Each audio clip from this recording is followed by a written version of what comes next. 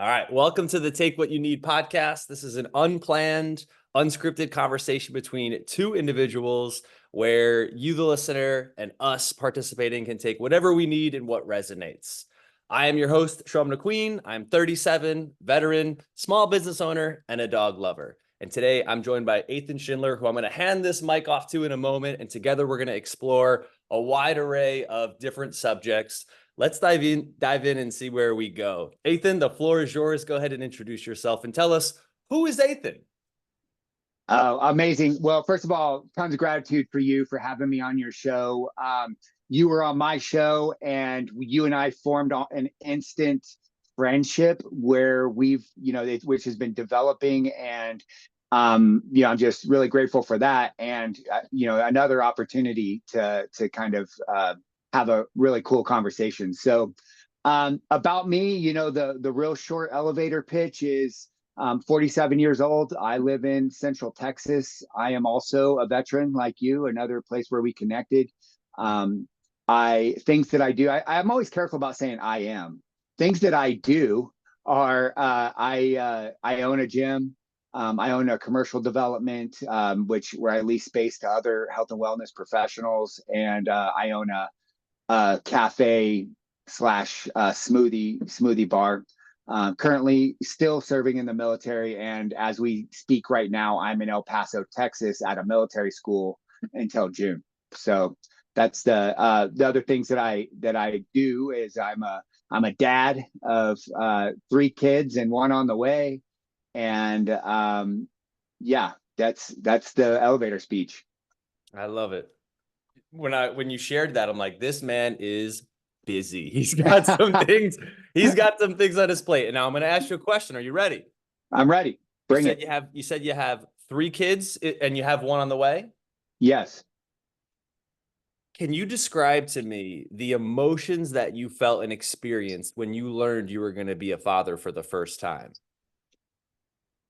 Yeah, I remember it clearly. So my oldest child, my son Caleb, he just turned 24 years old, and I was not married to his mother, and I was very young, and I was in the military, and so I remember hearing when she was pregnant with him, this strange dichotomy, these 2 polarizing feelings. The very first feeling was excitement, because I didn't have a great relationship with my dad. In fact, I had no relationship with my dad, and there was always something inside of me that like wanted to be a dad and do better and set the example. So there was this amazing feeling of excitement, like I get to do this. And at the exact same time, it was like, oh my gosh, like I'm not ready. I don't know what I'm doing. I wasn't planning for this. And then there's the string of thoughts that come into your mind about, how am I going to do this? And yeah, that I think that was like my initial, and then you jump right into like planning mode, after that, like once you kind of deal with the initial shock of the whole thing, it's like, okay, like what do we got to do? So. And with 1 on the way. So that was 24 years ago. That was Caleb. That was, wow, holy moly. And now the man that you are now, you just found out you're having, do you know if it's a boy or girl yet? No, we won't find out till birth. Okay. Yeah. So surprise. I love it. Yeah. Emotions you felt the 4th time. Yeah. Very similar. I think every single one, all 4 had a bit of a similar, experience. However, there's one major difference for me.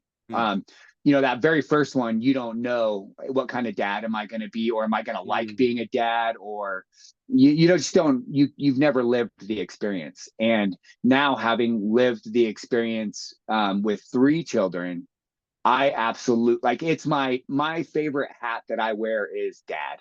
And I love my kids. I love the opportunity to teach and lead and mentor. And there's just this beautiful connection that comes with, I'm quite sure that not everyone has this experience. So I don't want to speak generally to everyone, but my experience has been, it's the greatest gift that this universe has ever provided for me is my children.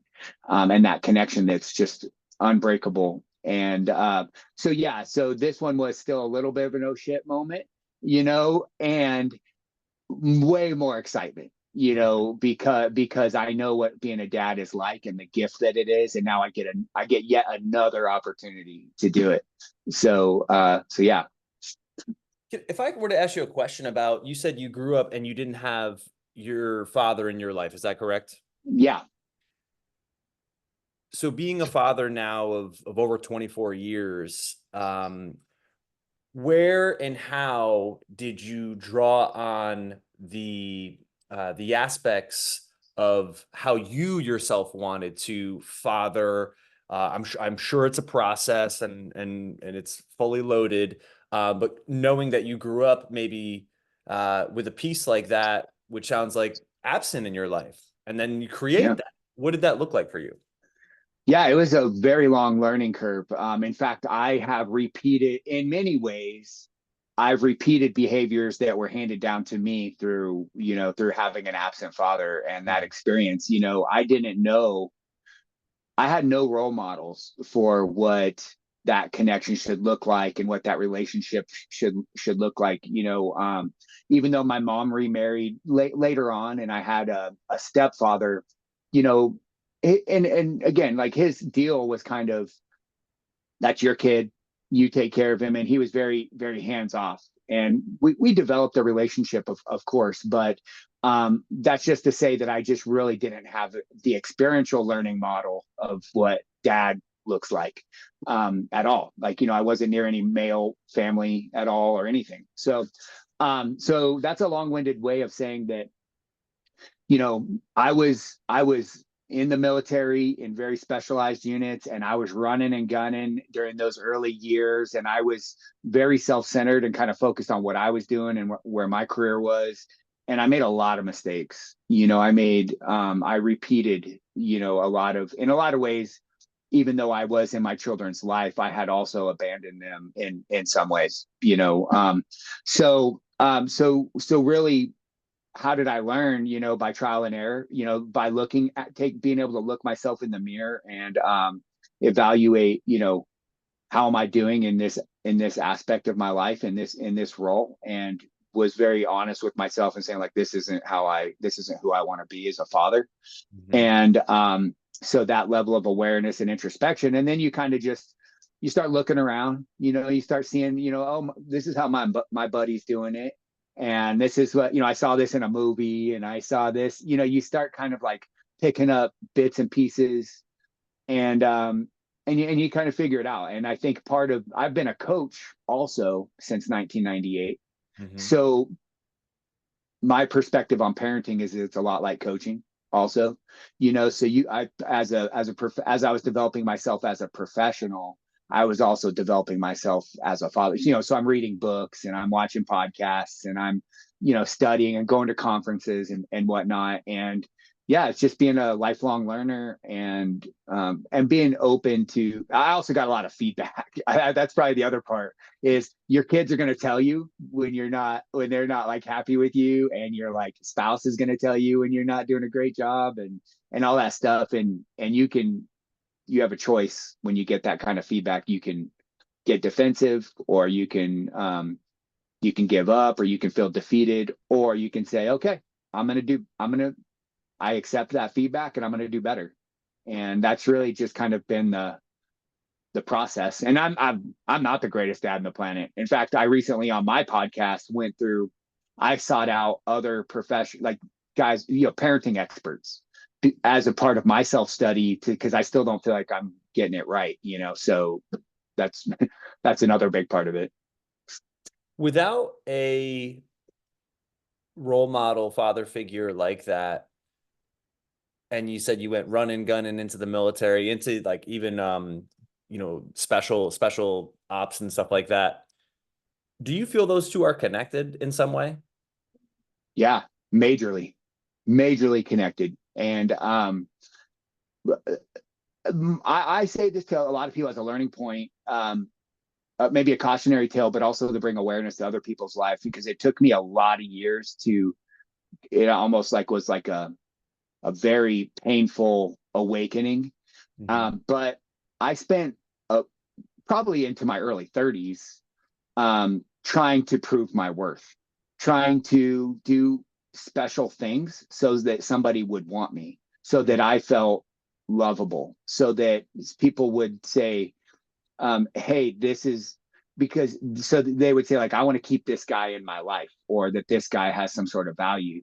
And I didn't know it then when I went into, I became a ranger and did all that stuff, that that's why I was doing it. But all I knew was that every achievement, every, every unit that I got into that was a little better than the last one, and every school that I went to that was supposed to give me some level of, credibility and respect, was completely empty. Like, I felt even more empty. Like, I worked so hard for this and I still feel like the same guy, and I didn't, and now what I know is, to answer your question, is that because, my dad wasn't in the picture, my mom was a teen mom trying to figure her life out, and also, like, after her own pursuits and stuff, I just really never felt loved and wanted. That's the story I told myself. And so I was just trying to I was trying to get somebody to love me and want me, where, based on a really poorly structured story that I had told myself as a child. So yeah, very, very related. Your self-awareness to connect that is insane. It's extremely impressive. And to connect it, to own it. Now knowing that too, even when you share, I can hear that and how you have that awareness. I was chasing this, I am enough, I will achieve love or something, and coming up empty. And we spoke about this on the podcast together, of like, it's all an inner journey. Knowing that now and having gone through that experience, what sorts of things have you done or do you continue to do to work on that piece for yourself that maybe dad can't give me, but I can for myself?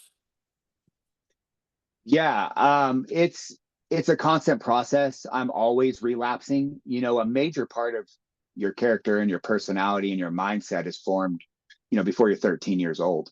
And it's a really hard thing to, like, reverse. It's not a light switch. And I currently am in therapy, in a form of therapy that helps you to kind of identify those moments when you created these aspects of your character, um and being able to kind of, like, rewrite the story. Now, as an adult with more awareness and more experience, you can kind of go back in time and almost relive that moment, when to the best of your ability, when you can recall it to the best of your ability, and have a conversation with that child who told that story about that event. Mm-hmm. And then you can kind of, like, keep that child is still going to be there in your ecosystem of your mind and your personality. But now, rather than them causing problems and flare-ups and, like, reactions and responses in your life, you can give them a lot of love and a lot of, and bring them in out of the darkness, and kind of, embrace the more positive parts of that inner child's personality. And so that's constant work. It's constant effort. I'm catching myself all the time, still being that guy who, wants to be special, who wants to be loved, who, has these negative responses and reactions to certain things that someone in my life might do, Mm-hmm. out of this, like, inner child's, um, you know, outlash, outbursts. You're a ranger. Hmm. Still a ranger? Yes. You're a ranger. You are a health and fitness professional. You're a business owner. And I'm painting this picture of like this rugged exterior, yet what I value so much about you, and I wonder if I seek this out or search this out, and I wonder if you do as well. I really value how deep you can go and how authentic and honest and vulnerable. And especially, I find it more rare that men and men or two men will do that together in creating a safe space and not meeting it with judgment, not meeting it with acceptance. And that's something I think why, again, we really, hit it off. How did that come to be for you? To allow yourself the permission, to own that part of you, to be this tough, fierce, all the things that it takes to be this aspect of me. And also, I'm hearing amazing humility, honesty, vulnerability, authenticity, and the conversations we've had offline, personally, sharing of like emotions that I just value at such a high level is so rare. Floor is yours. Yeah, I don't know if there's like a moment. There's a lot of things that like when I'm listening to you ask that question, how did my current way of being come to be? One, I do think, yeah, I was raised by a woman, mostly. So I think I picked up on some of the more feminine aspects of being a human being, and that's a part of it through my military experience. Well, even going back, like again, because I didn't feel wanted and loved, relationships were like have always been a major important thing to me, right? Like, and so I I adapted and maladapted all these like behaviors and stuff to figure out ways to like keep people in my life, really out of a place of negativity. But you learn some skills in that too. There's always some positive that comes out of the darkness, and so there was that aspects of it. When I got into to the Rangers, I really gravitated towards the leaders, the men in my life that took the effort to connect with me on a different level. Again, because it was out of a place of like lack on my part, but I still gravitated to that because that's what I wanted and needed in my life. I wanted a father figure, a big brother, like just somebody, right? And so the ones who took the interest and really modeled behaviors towards me that that that I really was drawn to, I picked up, I borrowed those behaviors, from them. And a lot of it, and it really was like these, and I always say, I was in these units with these warriors who were, I mean, these are guys who you'll never hear their names, but just know that they're out there in the world doing very special things. And I was so lucky to be in the room with these guys. And I just like looked up to them, and they had this soft side, they had this vulnerability, this level of brutal honesty that helped them to get to where they were. And I really valued that and wanted to be like that. When I got out of active duty when I got out of active duty the first time, I'd spent 7 years in these units. And when I got out, I knew I wanted to help people. My favorite part of I wasn't the type of Ranger who I did not get off on the job. Like it was not, again, it was unfulfilling, most of the job. But what I loved about the job was developing others, was seeing the potential in one of my soldiers, or in my team or in my group, and putting in the effort to help them like build and grow. Like I loved that. So I knew that when I got out, I wanted to do something along those lines, which brought me into fitness coaching. And also I went to school to be a social worker. So I have a bachelor's degree and a master's degree in social work. And in that academic pursuit, you go through a lot of like learning and educating, and again, it's a very woman dominated field. And so it's like, and I'm not saying this in a negative way at all, but like, I think the most positive way to be masculine is to also own the aspects that you need to of the feminine, and to like be able to apply those when needed. And so being around a lot of women all the time, it's a little bit more of sharing how you're feeling, and having to deal with emotion and things like that. It's like I always think about like the masculine is more like the earth. It's kind of like a fixed thing, and then like the feminine is more like the weather, and the ocean. It comes with waves and seasons and all these other things. Mhm. So that education really helped me in that way. Um, and then lastly, I know this is very long winded, but again, just trying to be the best coach that I can possibly be. You go out there and you learn and you try things. You're like, oh, let me try being this tough. I've done it. Believe me, as a coach, it's this tough love, like rugged, hardcore, tough. This really edgy thing as a persona to try to get to help people. And I found like there are some people that works with, but it wasn't like the only tool I could keep in my toolkit. I had to find other tools to connect and help other people to solve problems in their lives. Yeah. I wonder, tell me if this resonates and lands for you in terms of the masculine feminine energy. And I think some of the folks like yourself that I feel a deeper connection with, and it's so easy, um, especially speaking from a male's perspective.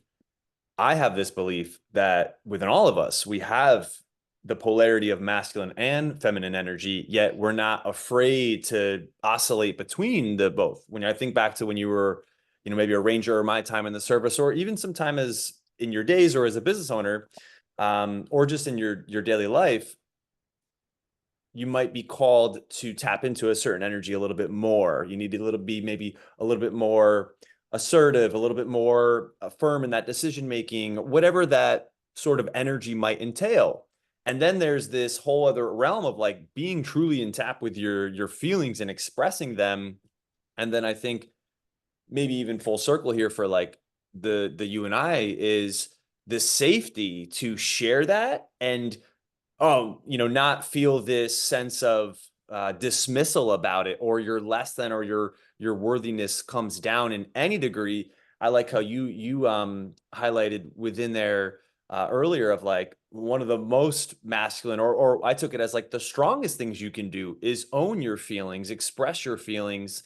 And I think when we find people, just thinking of you and hearing you speak, one, I feel just inspired. I feel more like there's such an expansiveness, there's an honesty. And I think a lot of men and women, can really gain and grab something from that. And I love how raw you are with a lot of it has come from some stumbling along the way too.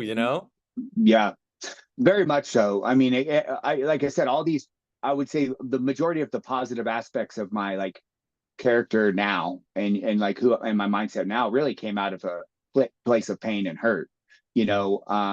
Which is what I believe in that as a way of being. That's a part of how I believe.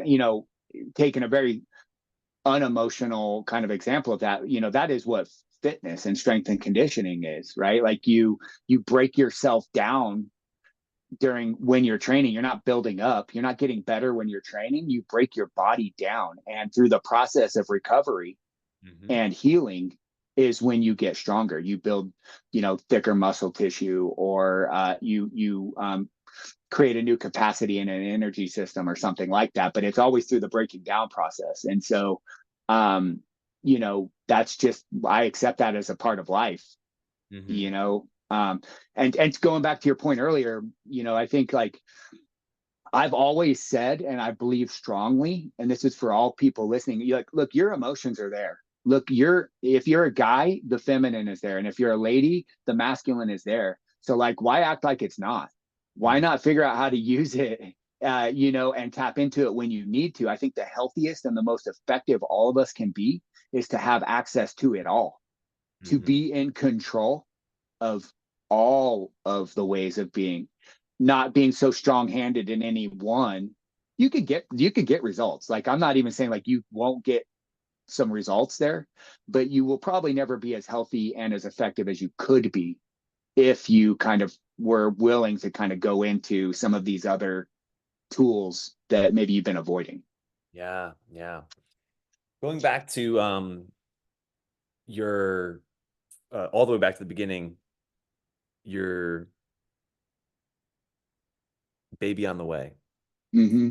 If you were to write your baby on the way a letter right now at this moment in time, frozen in time, and I mean, men, that's could be lengths.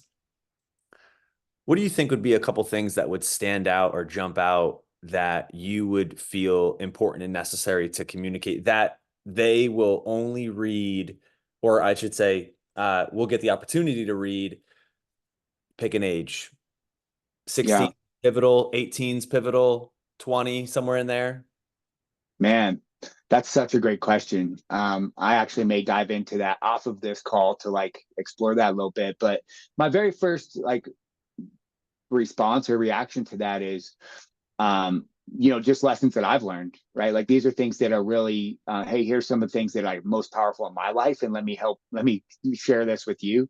One of them being, you are never not loved.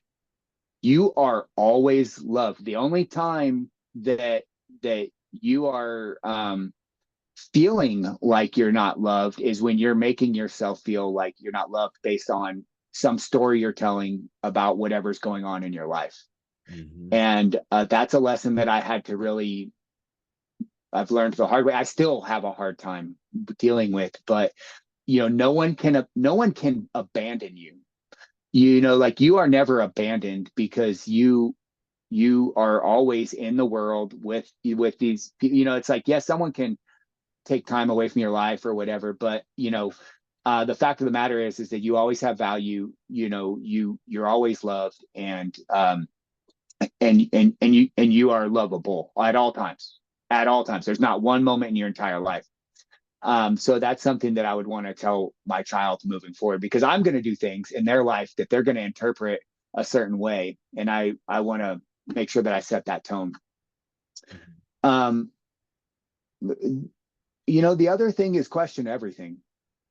I think that like everything, question yourself, question others, question what you're reading, question your teachers, everything. But not in a negative way. But the reason why I bring that up is because of the stories, right? Like you have to be really careful about what you're choosing to put into your belief structure as truth and as fact. And so I think there's a level of like awareness and introspection that goes that has infinite power, when you're not wholesale accepting everything as truth and real. I love that. Yeah, I think those are the two things that come to mind right now. Again, it's an amazing question that I may write this letter actually. Imagine. With yeah, yeah. So yeah, that's what I got right now though. Very cool.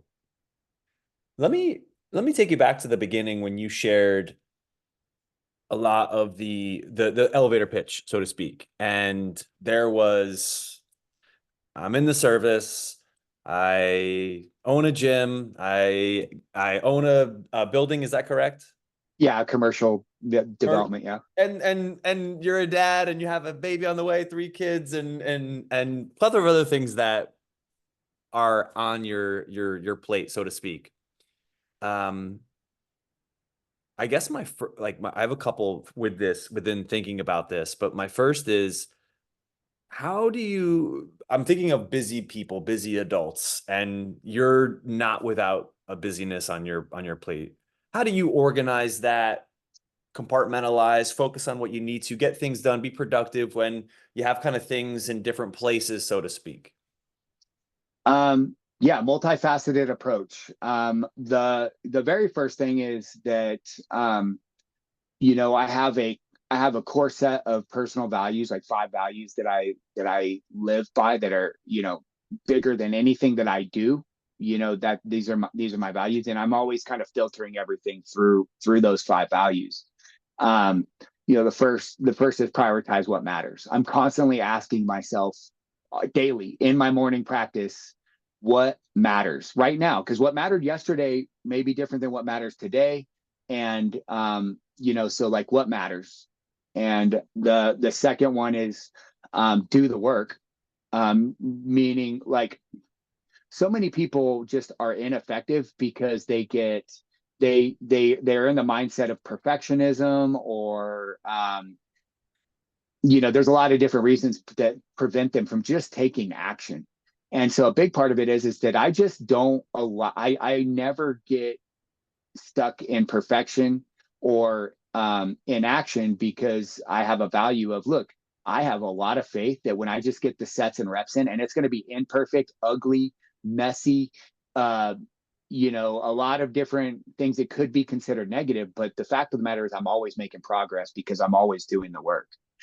Um, the third one being, fail often. I'm 100% comfortable with failure. Again, that came out of a dark place of my life. Like I was publicly deemed a failure, for the most part, until like I was 17 years old. Like I was not successful in any endeavor whatsoever, which was kind of frustrating as a young person. But as an adult, I'm like, look, man, like I've fallen flat on my face so many times. Like like, I'm not scared. I'm not afraid, and that's my growth kind of value.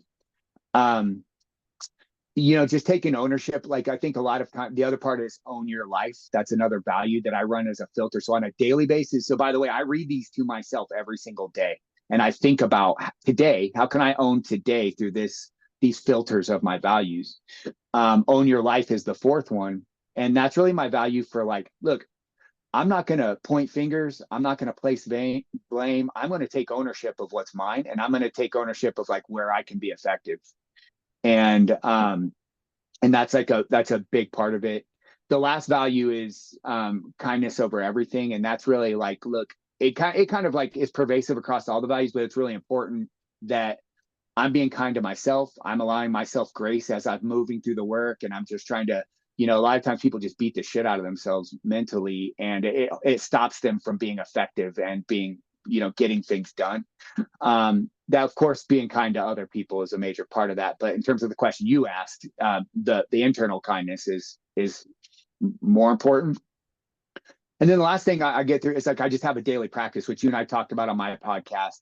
But every single day, I'm starting the day powerfully through a practice that I've developed that helps me to put things in their place and get everything done.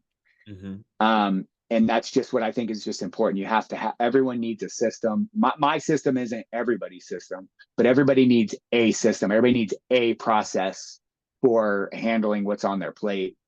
And then the very last thing I'll say about that, and this is a big one, because like all those things that you talked about, the gym, the building, the cafe, the military, all of it, that it's not me doing all of that. I have a lot of amazing people in my life whom I have empowered and trusted and developed relationships with. And so there's a book out there, so I'm going to steal the term, who, not how, is a major aspect of, probably my biggest failures ever have been when I've tried to do it all on my own. I didn't trust anybody. I wanted to look amazing. I wanted to show everyone how talented and smart and special I was. And I just tried to take everything on myself. And that's like, failure 101, right? Like that's how you're gonna, I'm okay with failure, but like, I don't want to only fail, and that's probably a good way to do that. So I just have bonded and trusted and empowered a lot of amazing people to help me get all this stuff done. What is failure to you? That's such a good question. And I've asked people that question. And of course, I've been asked that question before. And I have a really hard time defining failure, because in my ecosystem, in who I am, and this is going to sound arrogant for briefly, but then I'm just going to say it. But I'm saying I cannot fail. I am unbreakable. Who I am is unbreakable. And so like failure is something that I actually use in my language a lot. Like I just mentioned, it's one of my values. And yet I also feel that it's a hard thing for me to believe in, right? Because if you're not dead, you're still in the fight. you still have possibility. You still have an opportunity to succeed. And so I'm actually going to steal how you answered this question in our podcast. And I think it's quitting. I think the only way to fail is to abandon it, to quit, to walk away from it before it is done, before you have hit some sort of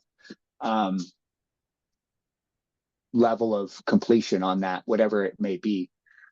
And even as those words come out of my mouth, I still say that I've walked away and quit a lot of things in my life that were the right things to walk away from, that I did quit, and I still got so much value. They helped me to be more unbreakable later on in life, so you're just kind of using what life deals you. So I didn't really answer your question because I don't really know the answer to failure. Like I have a hard time giving it too much value and strength.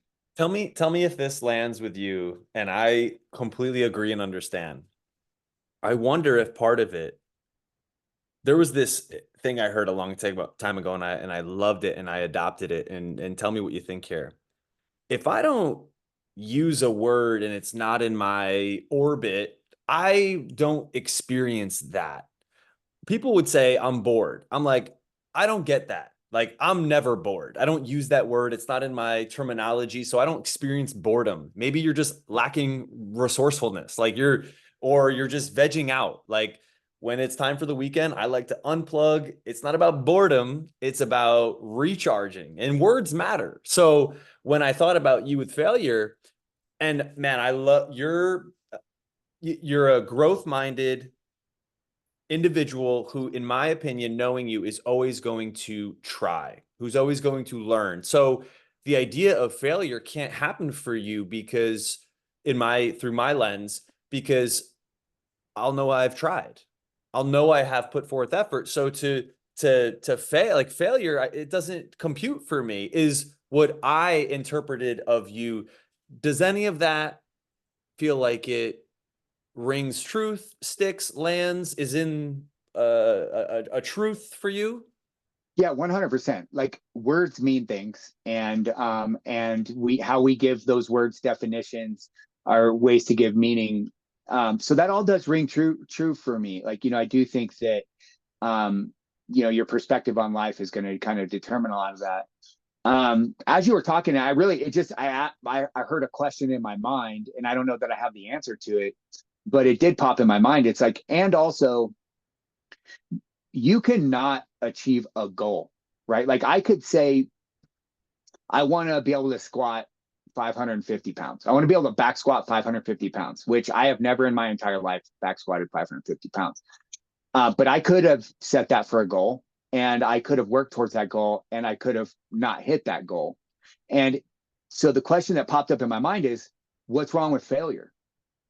Like, we're also giving a huge negative, we're giving a lot of power and negativity to the word failure, when it's like, look, I tried, I got way stronger, because there was a period of my life when I was very athletically focused, and I wanted to be the strongest, fastest, have the most endurance, and be the most proficient, right? And I did a lot of work in that area, and I didn't hit a lot of my goals. I probably maybe hit 50% of the things that I was striving for.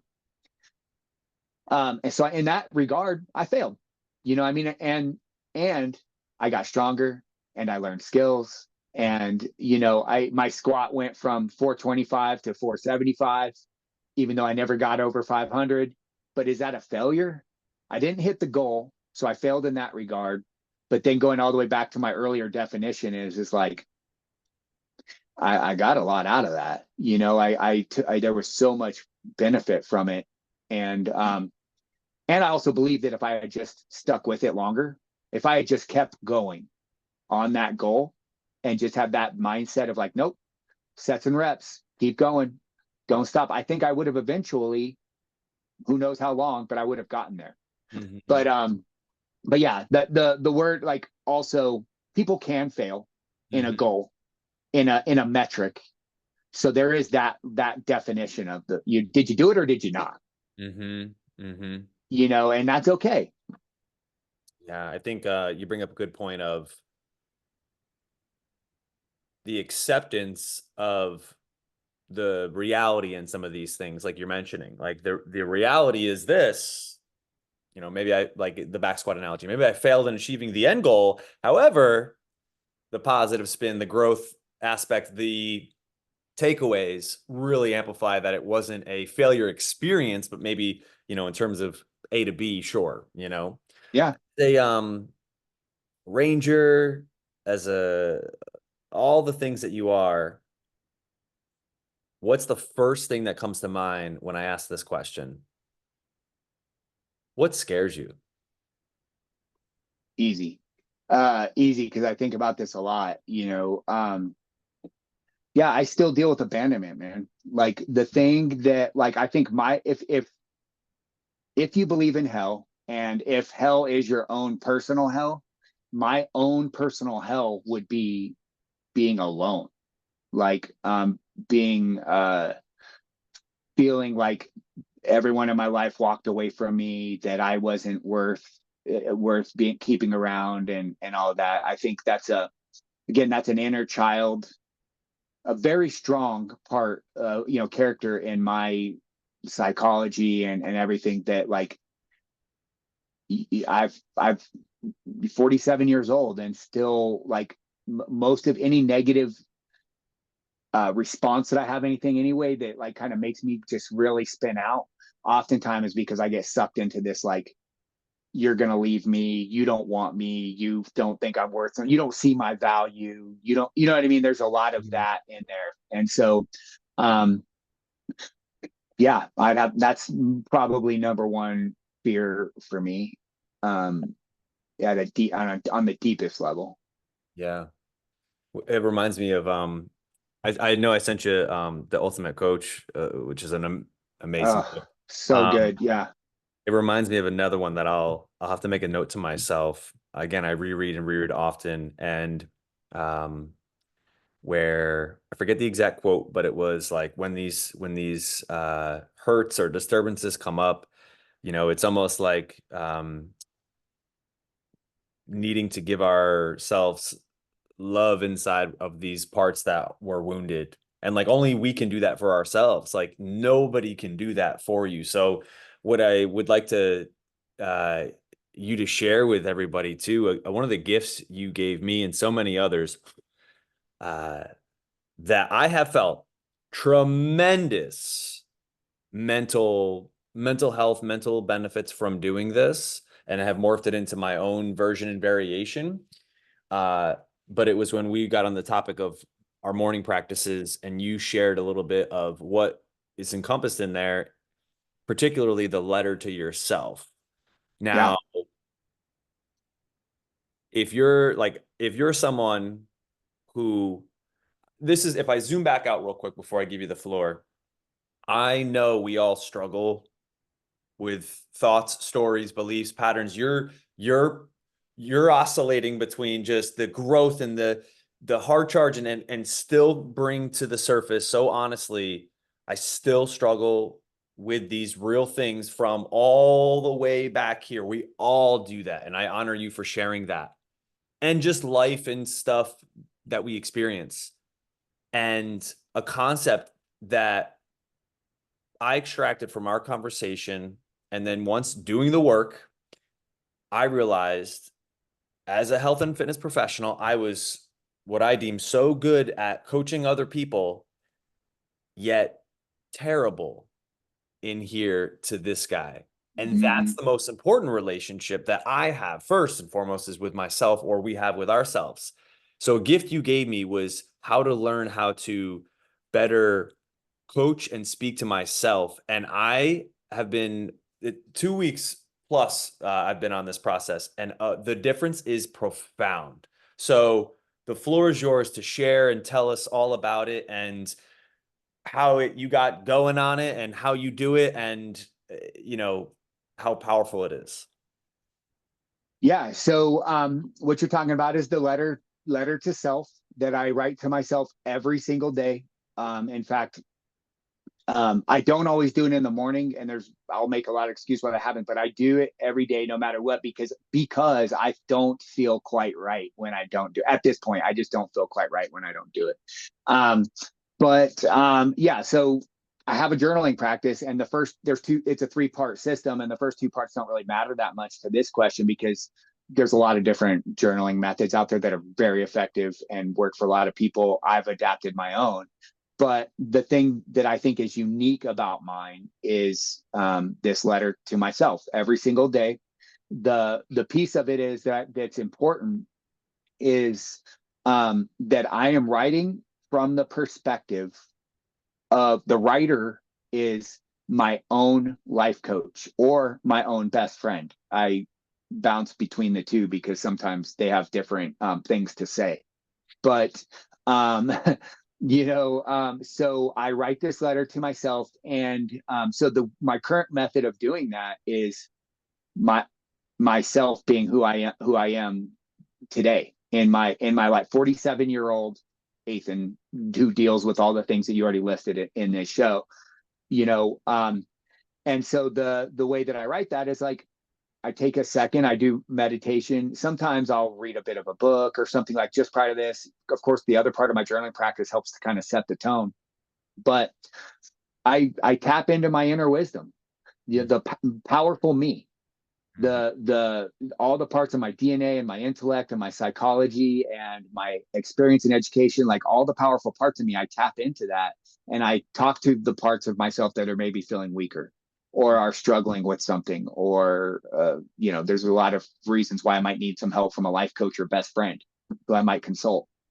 And then it's a short letter, and it literally starts out, "Dear Athan," like um, because who I am at my core, my wise, I was given the name Athan at birth, but like my spirit, my soul is something else. I don't know what the name of that is, but and I write that letter, and I give myself real talk when I need to. Like I'm not going to say it's always the most. It's like we talked earlier, right? Like sometimes people need to be held to a standard because that's the most kind and loving thing that you can do for someone in your life. Like, I know you're capable of this. Like you're not meeting the standard, and like, there's sometimes it's that language. Other times it's very loving.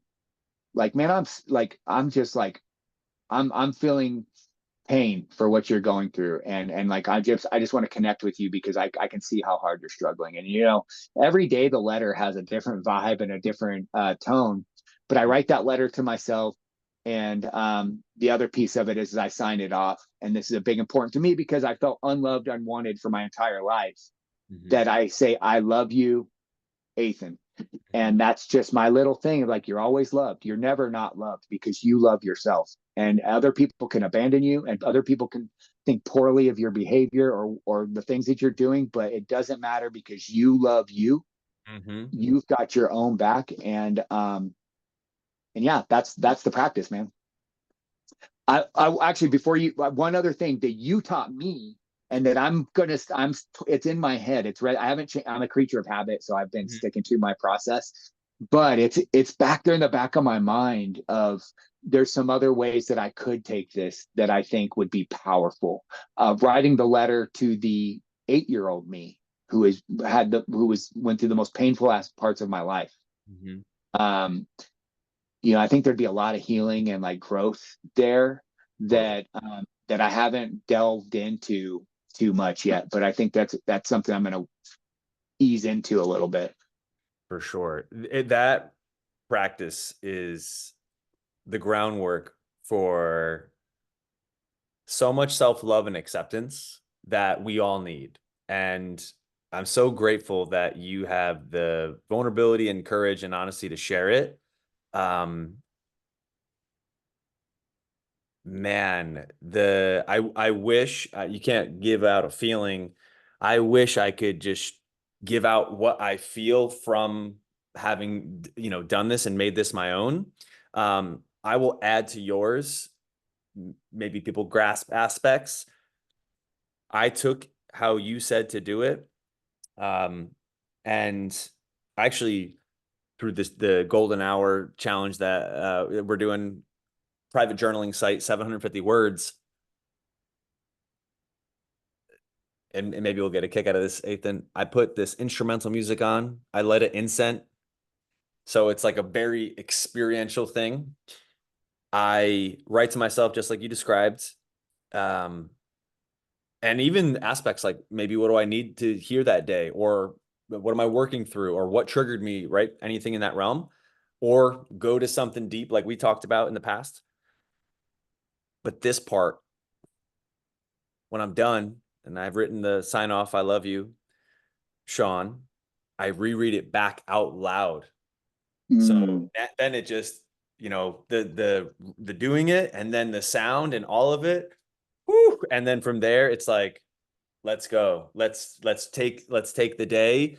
And that practice right there is a tremendous game changer between the ears, which you're spot on. So many of us, I've been guilty of this. You start your day reactionary. You jump on your phone, whatever email, or whatever kind of comes in your way, and then you're just like reactionary the rest of the day, where this right here is intentional, and it's very, very powerful. What sorts of things, as we get ready to close here, what sorts of things have you experienced in terms of the benefits in doing this and committing to this? I mean, there's a lot of them. The first one is it comes at the level of effectiveness. I mean, I think that coaching of myself helps me to get things done. It's like, it's a weird thing, but it's like, I coach myself sometimes in very practical ways, or very like mindset coaching, or like emotional ways. But ultimately, I never get stuck in any one way of being too long. Sadness comes up, of course. Frustration comes up, of course. Anger comes up, of course. But I never get stuck there, because I've got this practice of breaking myself through it. And I know what I need to hear. I know what, I know where I'm hurting better than anybody, and I can really just get to the core of it. So I think there's a major level of effectiveness that comes with it. But a deeper level than that is a level of awareness. And I'm a major believer that really all the success and all the happiness and all the effectiveness that you're ever going to have in your life is based into how aware are you of what's really going on. Mm-hmm. And so that level of awareness, and being able to just kind of like, look inside or look in the mirror, and like take ownership and just like really see what's there. um I used to deal with depression regularly. At least twice a year, I would crash and burn into a horrible depression, like can't get out of bed, crying. Mm. uh Physical illnesses would come from it. I would get pneumonia, or I would get these horrible mouth sores. I'd have these physical ailments that were really born out of like my mind state and like my emotional being, which I have no more. Mm. Like, I haven't had one of those in a very, I think I started this practice 5-ish years ago. I don't remember how long ago, but um I've healed in so many ways. My relationships are better. My experience with work and the people I work with are better. It's just, there's really not a place that it hasn't touched. Mm-hmm. you know and I've just let go of a lot of things.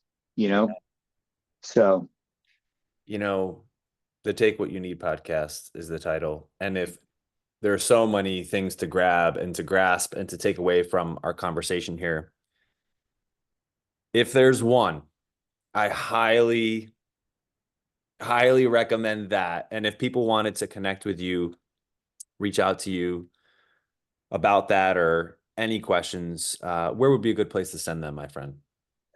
yeah, I think I am open to anyone reaching out to me at any time via any means that they find me. I think an easy one is probably my Instagram, because it's my name. It's at Athan Schindler, so that's a really easy one to find me.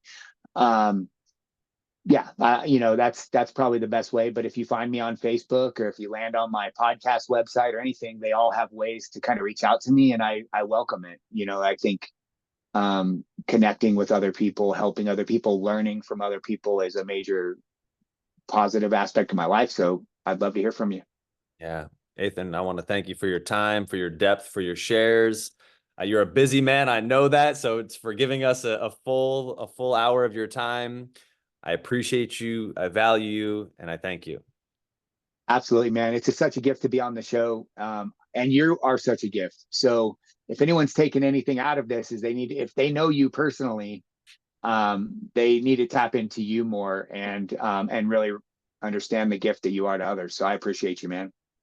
Thank you, brother.